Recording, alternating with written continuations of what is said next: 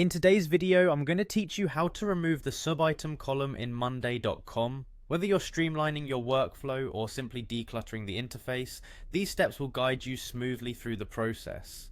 Let's get started by visiting monday.com. Open up your web browser and enter the URL. Once you're there, you'll notice the login option in the upper right corner. Click on that and you'll be prompted to sign in. Now, you have a couple of choices. You can either sign in with Google or enter the email address associated with your account. If you go with the Google sign in, simply select the email account you want to use from the list provided. After successfully logging in, you'll find yourself on the main dashboard of monday.com. From here, navigate to the specific board you want to work with. Each board in monday.com might represent a different project or area of work, so make sure you choose the right one.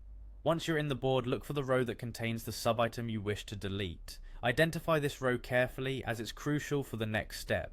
Next, you need to expand this row to view its subitems. You'll see an arrow next to the row's name. Click on it to expand. This action reveals the subitems associated with that row. Alongside these subitems, you'll notice tick boxes, which are instrumental in selecting the specific items you want to act upon. Check the tick boxes of the subitems you're aiming to remove. This selection is important because only the subitems you tick will be affected by subsequent actions. Now glance at the bottom part of your screen. A menu will appear automatically, a convenient feature in monday.com that facilitates quick actions like deleting items. Inside this pop-up menu, look for the delete option.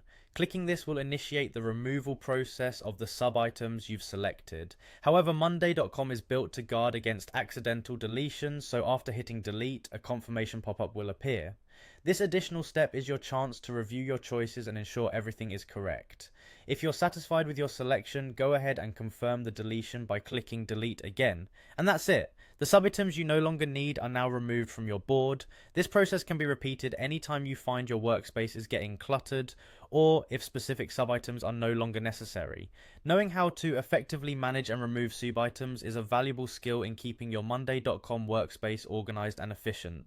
Thank you for watching, and I hope this guide helps you maintain a cleaner, more effective project management environment.